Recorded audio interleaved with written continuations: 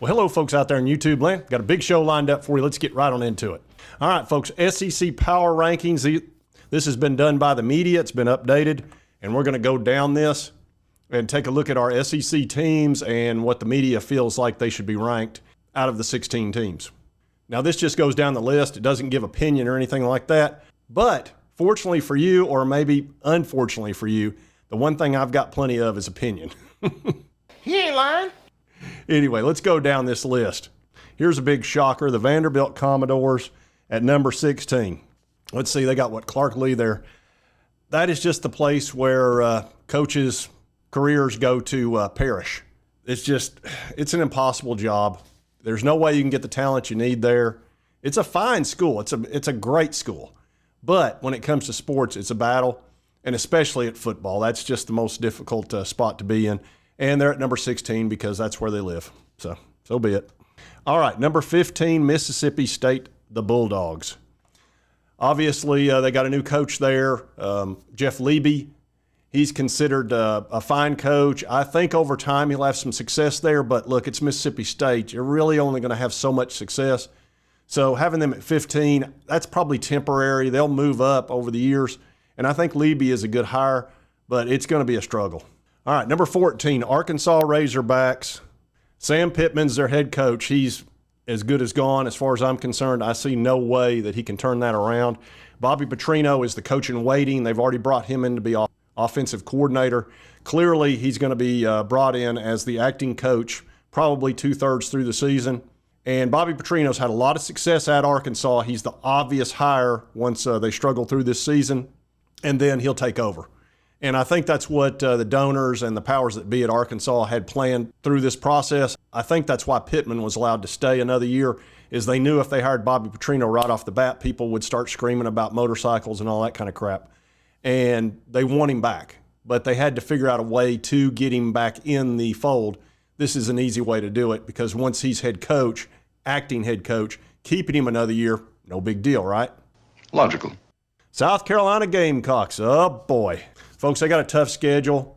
I predicted them at 4-8, but that's only because percentages-wise with their schedule, that's what they should wind up. I think they'll end up winning a 5th or 6th game because the odds are, even though you're not favored in several games, they're close enough to where I think they can win a game or two, which means Shane Beamer will probably keep his job another year. They've got a brand-new quarterback there, Lenore Sellers. He's a high 3-star. He's got a ton of upside. But you're coming into the SEC and he's not seasoned at all, and he's got some weaknesses. So this is probably going to be a really tough year for him. I wish he had another year under his belt being developed and cleaning up some of the issues that he's got, because he could be special. But I doubt it this first year. So like I say, 4, 5, 6 wins is probably what it's going to be. If it's 4-8, he may have to get rid of Beamer, and that's going to be very expensive. You extended his contract, gave him a big raise after his magical 2 top 10 wins that I've called into question heavily. But anyway, he'll probably last another year if I had to guess. Oh, the Florida Gators. Speaking of hot seats, Billy Napier. He could not be on more of a hot seat other than probably Sam Pittman's probably number 1.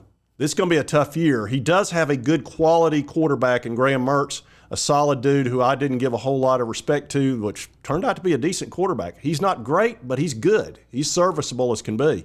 He's in a lot of trouble. His recruiting is kind of stinking up the joint right now, whereas last year that wasn't the case because a lot of these recruits are like, we don't know if you're going to be there after this year. They're going to owe him a lot of money because they signed him to a 6-year deal, and this is his 3rd year, so they're going to still owe him a bunch of money. And if he does fail, you can pretty much count on the fact they're going to go heavily after Lane Kiffin, which will be a dangerous combination of Florida and Kiffin. It'll be the Steve Spurrier days again. But I've got them winning, they're probably going to win 4, 5, 6 games.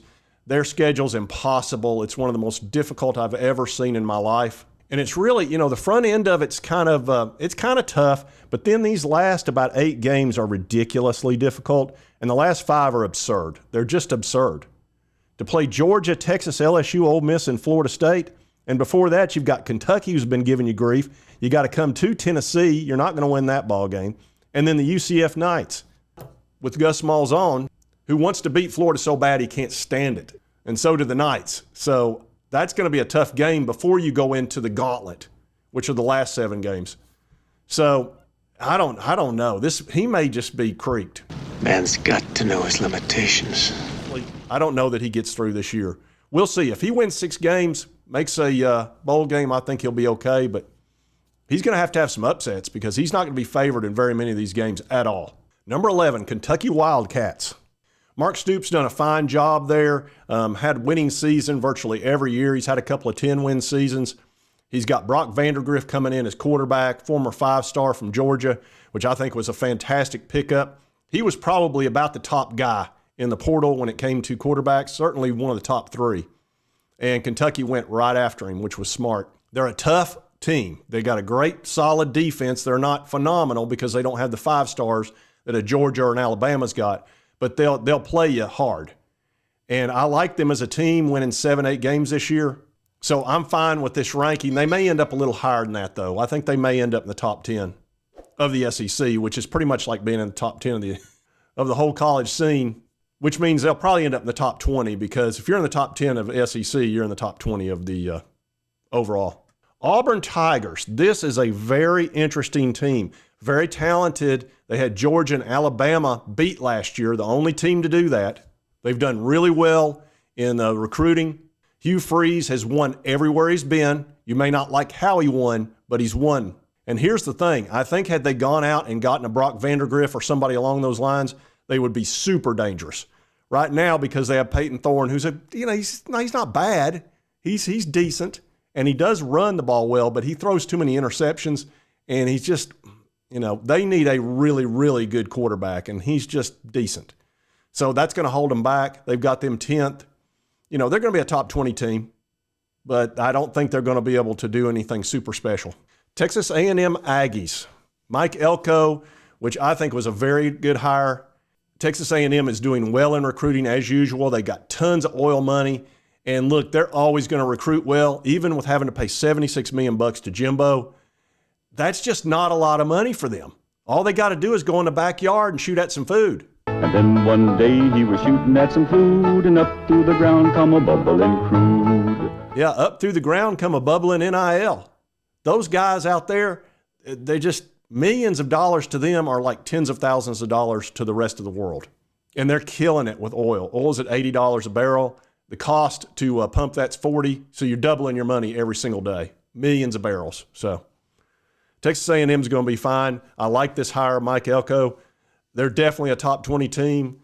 I don't know if they can get into the top 10, but they've got them ranked 9th in the SEC, that's still pretty good. I think they might finish higher than that. Oklahoma Sooners at number 8. Brent Venables. He was 10-3 last year, but that was in a much different conference, different level of competition. This is their first year in the SEC, which is very exciting. They've got a 5-star quarterback. Their first big game is Tennessee at Norman, which is, I believe, is the 3rd week. Might be the 4th week. Anyway, it's a monster game.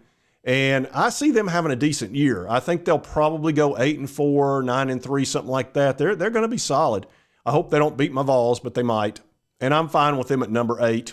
Definitely a top 20 team, easily. All right, here's my Tennessee Vols, number 7. The next 3 or 4 teams, you could kind of intermingle. They're about the same when it comes to danger. Tennessee is a very dangerous team. That's right. Nice, man. I am dangerous. They could go very easily 10-2, which is kind of what I think they're going to do. This reminds me of the 2022 season when we had Hendon Hooker as quarterback. Now we've got Nico Iamaleava, who is a phenomenal athlete, and you saw him score 4 touchdowns in his first big game, which was against Iowa, which is top 10 defense. So with that type of offensive leadership, we should be very good. And again, there's several teams that are going to be in this level that Tennessee's at. And let's go to the next one. Number 6, Missouri Tigers, Brady Cook, Eli Drinkowitz. They had a great year last year, went 10-2, and then won their bowl game, beat Ohio State. Ohio State had like their 5th string quarterback in. But Missouri's good. The solid defense. They did lose their defensive coordinator to LSU over money, which that should have never happened, Missouri. You should have never let them take your defensive coordinator. You may end up regretting that big time. But this is a quality club with excellent leadership at the quarterback position, a great wide receiver who's going to be a first-round dude, the first-round guy, Luther Burden, I believe is his name. He's awesome. So look for Missouri to be a dangerous team as well. You could intermingle Tennessee, Missouri in this next team. LSU Tigers. They've got a great quarterback in Nussmeier. They're super excited about him. He's not really proven yet, but don't be surprised if he's really good. Brian Kelly's not achieved down there quite as much as they hoped, but he's been good and solid. He's not been a bad coach by any stretch. They got plenty of talent. Look, they've got a perfect recruiting footprint. They have Louisiana all to themselves. I'm fine with them at number 5. They're another very dangerous team that could creep up on you very quickly. Number 4, Ole Miss with Lane Kiffin. Very dangerous team. They got Jackson Dart, who's considered the number 1 quarterback in the SEC, which is a heck of a thing to be. They loaded up in the transfer portal. They picked up a bunch of defensive players, which is what they've been weak at. Lane's going to scheme them up like crazy. Another team that probably should make the playoff and not a difficult schedule. So look to them to be very good this year. And again, these last 4 I've gone over: Tennessee, Missouri, LSU, Ole Miss. You could swap them out all you want. They're very similar as far as danger level. All right, folks, now we're getting into the teams that have been at the top. Well, one hasn't been, but Alabama certainly has. They've got their new coach in Kalen DeBoer, Jalen Milroe at quarterback. He could be really, really good. He could end up getting benched. We don't know. They're killing it in recruiting. I mean, killing it. It's ridiculous, and it's starting to tick me off, honestly. I thought they'd have a pullback and come back to the rest of us a little bit, but that has not happened. They've actually put the pedal to the metal or the thing to the floor. I got the metal to the pedal and the thing to the floor. Yeah, they're flying, and it's frustrating for the rest of the league. But they got them at number 3. They might end up number 1. If Jalen Milroe gets benched, they may end up 5th or 6th. The Texas Longhorns, magically at number 2. They really haven't been very good until last year, but they've got a ton of talent. And Sarkisian's a very good coach. They're dangerous, and they're very overconfident. They're coming in the league. Daddy's coming home, according to them, and they're going to kick butt and take names. We'll see about that. But remember, do not put horns down. That really upsets them. If you do horns down, they lose their mind.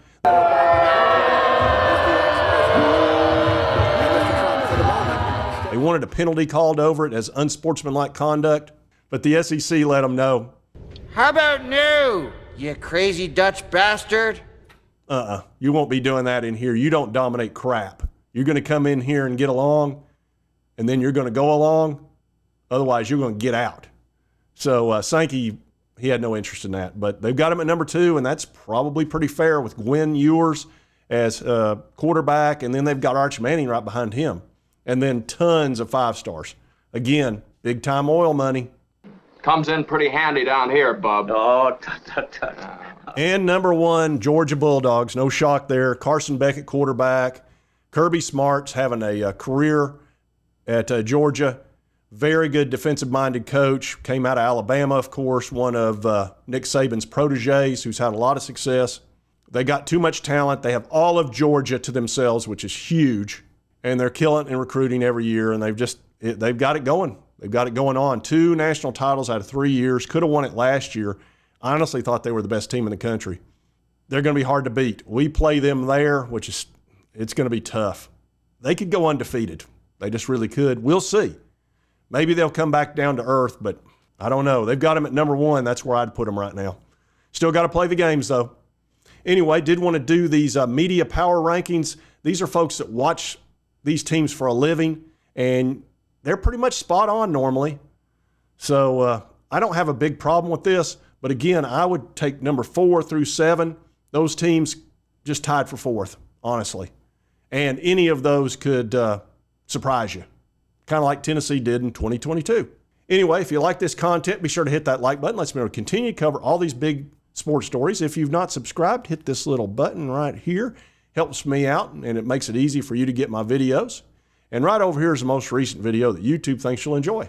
And we'll see you next time on Sports Talk Jay. And yes, I do have a bit of a head cold, and that's why my voice sucks right now.